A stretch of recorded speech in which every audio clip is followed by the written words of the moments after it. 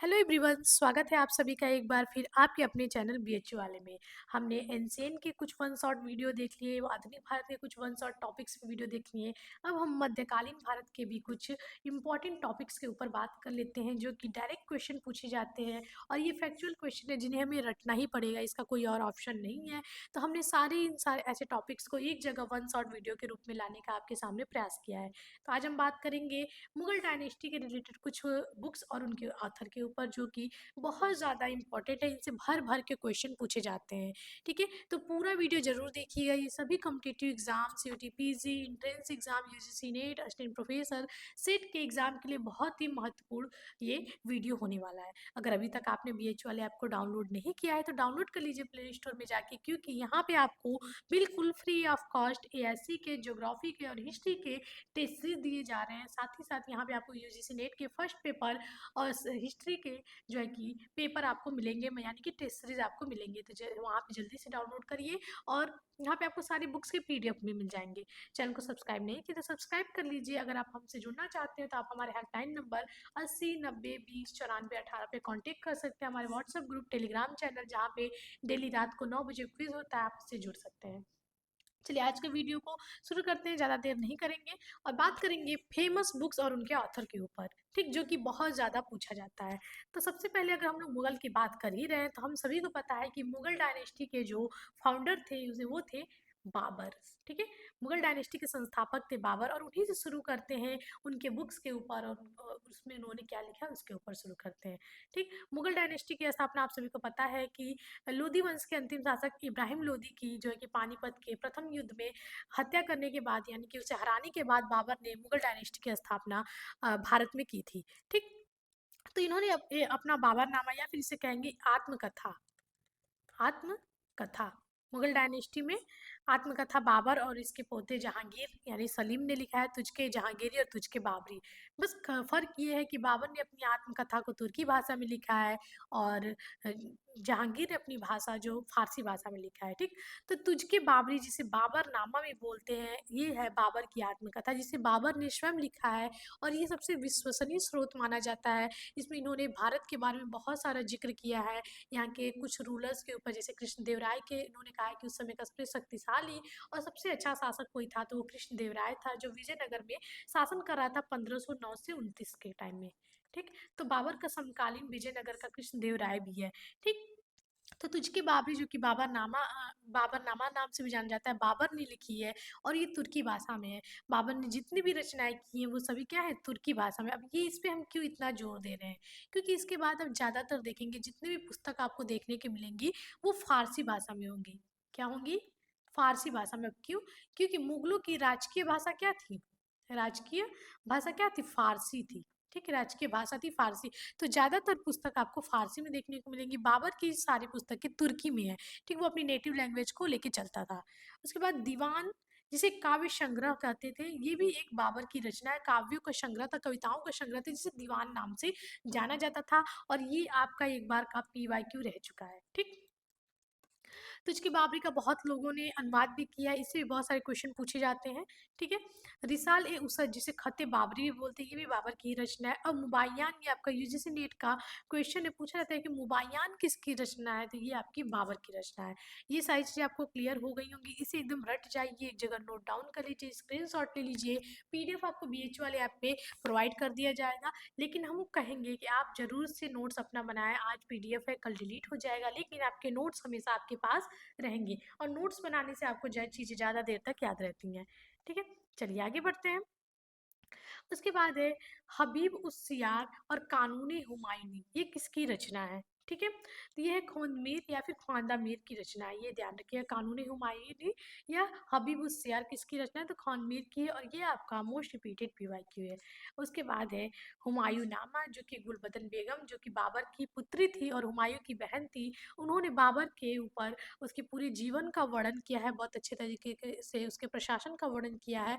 तो बहुत हुमायूं के बारे में जानने का एक बहुत अच्छा स्रोत है हुमायूंनामा, जो कि गुलबदन बेगम ने लिखा है, बाबर की पुत्री और हुमायूं की बहन थी। ठीक, उसके बाद है तारीख रसीदी, जो आपका most most most repeated PYQ है, सारे पीवाईक्यूज ही हैं। इसकी रचना मिर्जा मोहम्मद हैदर दोगलत ने की थी और ये बाबर का मौसेरा भाई था। ठीक, इससे भी हमें बहुत सारी चीज़ें मुगल वंश के बारे में जानने को मिलती हैं। उसके बाद है तज़किरातुल वाक़ियात, ये आपका मोस्ट रिपीटेड पीवाईक्यू है। ठीक है, इम्पॉर्टेंट है आपका। और इसकी रचना जौहर अख्तरबाजी ने की थी, जो कि हुमायूं का नौकर था ये। ठीक है, इससे भी हमें हुमायूं के बारे में बहुत सारी जानकारी मिलती है। उसके बाद है तारीख शाही, जिसे एक और नाम से जानते हैं तारीख सलातीन अफगाना।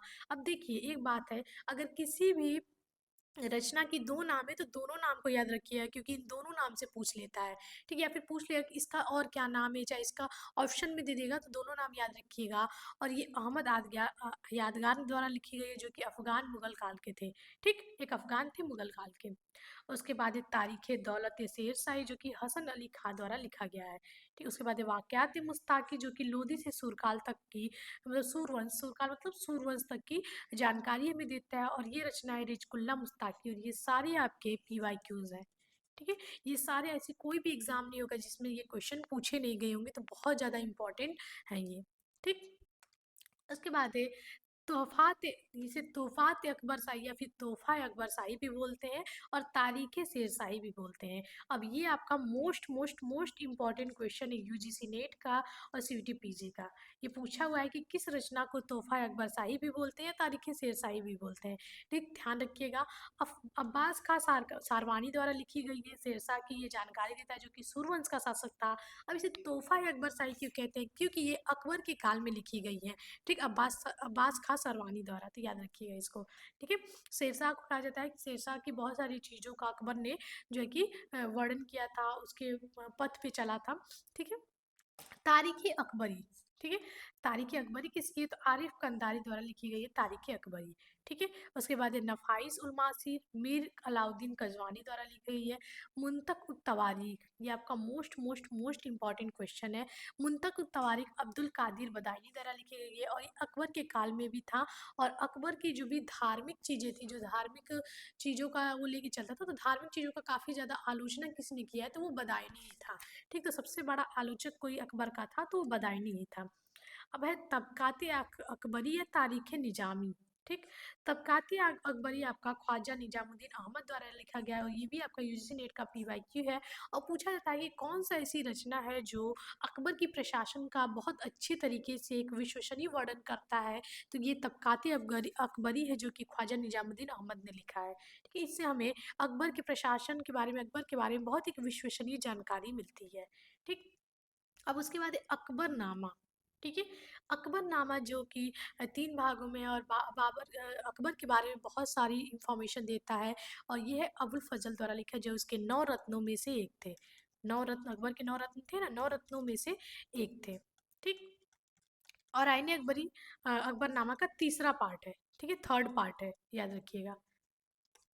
उसके बाद है तारीख़ अलवी, जिसे अकबर के आदेश पर 1000 वर्ष का इतिहास लिखवाया गया था। तारीख़ अल्फ़ी के नाम से जाना जाता है, और इसे लिखा था मुल्ला मोहम्मद दाऊद ने, नकीब खान ने, जाफ़र बेग ने, मौलाना अहमद ने, बदायूनी ने।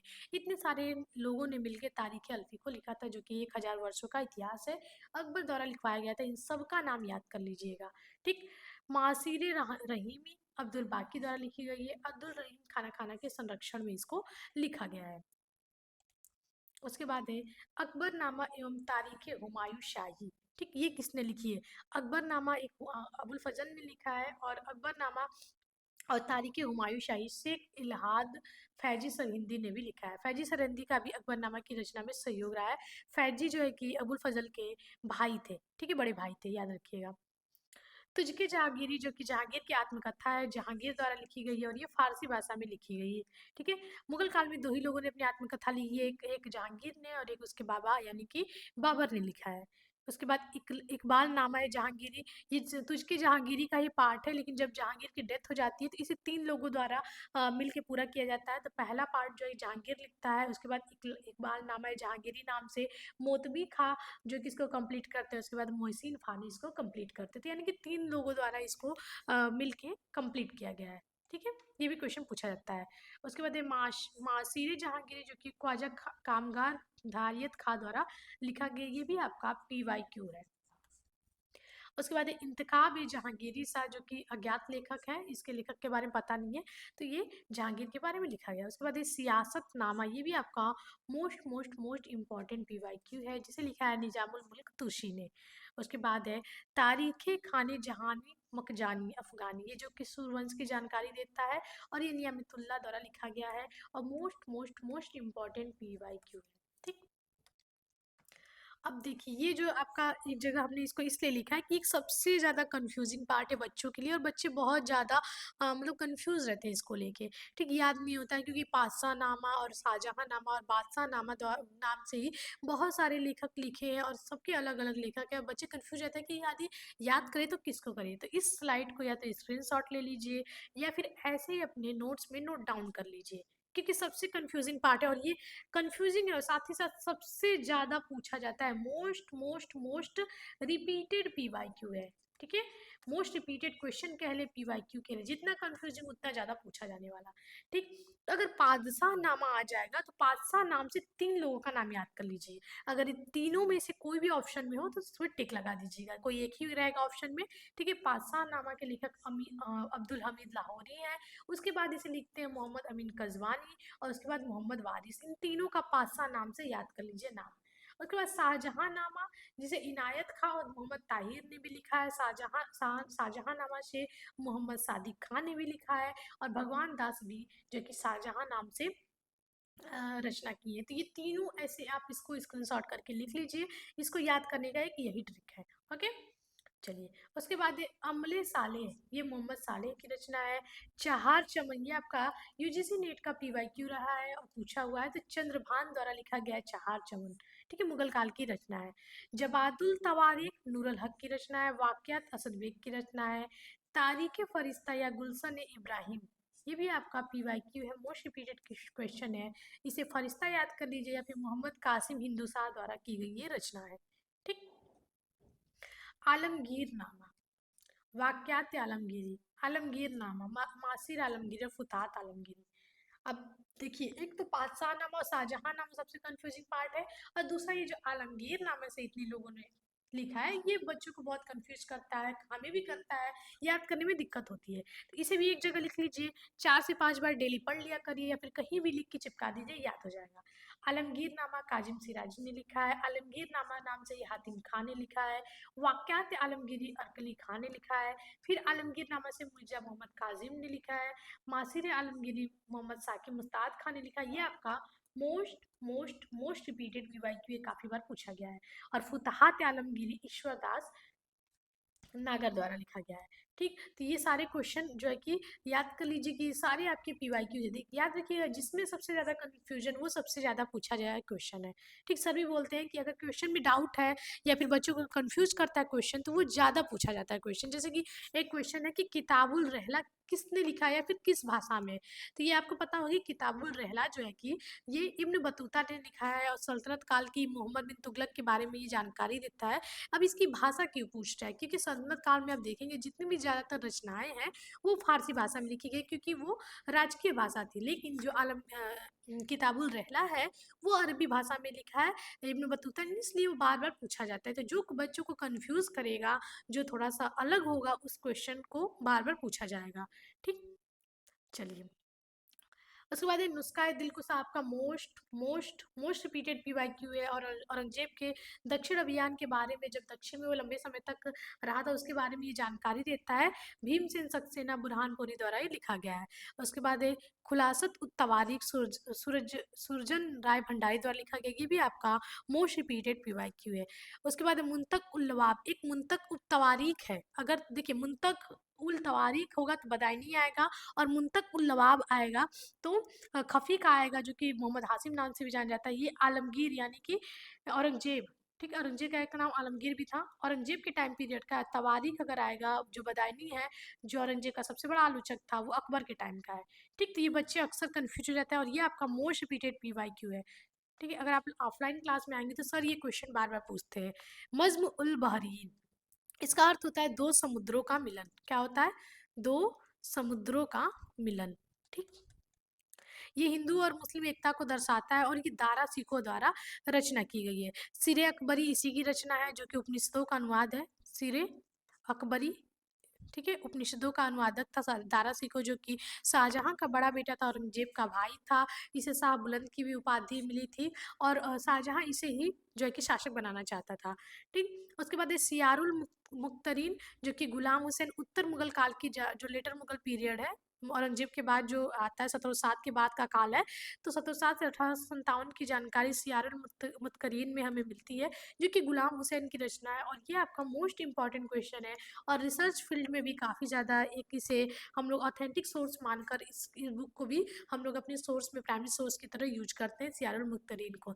तो यहाँ पे हमने कुछ सबसे ज़्यादा, अभी तो ऐसा नहीं है कि सिर्फ इतने ही मुगल काल की पुस्तकें हैं और लेखक हैं, लेकिन कुछ फेमस बुक, इंपॉर्टेंट जो बुक्स थी जिससे बहुत ज़्यादा क्वेश्चन पूछा जाता है, मोस्ट रिपीटेड पीवाईक्यू है, उसे हमने इस वीडियो में लाने का प्रयास किया। और भी जो भी बुक्स होंगे अगर इसमें ऐड नहीं हुआ है, मेनली ये मुगल काल से रिलेटेड था, तो उसे हम अलग से एक वीडियो में लाएंगे। आपको और किस टॉपिक्स पे वीडियो चाहिए आप हमें कमेंट में ज़रूर बताएं। आपको ये वीडियो कैसी लगी और आपको कितना हेल्प कर रहा है ये आपको एग्जाम में, कमेंट में ज़रूर बताएं। मिलते हैं ऐसे अगले वीडियो में, तब तक के लिए धन्यवाद।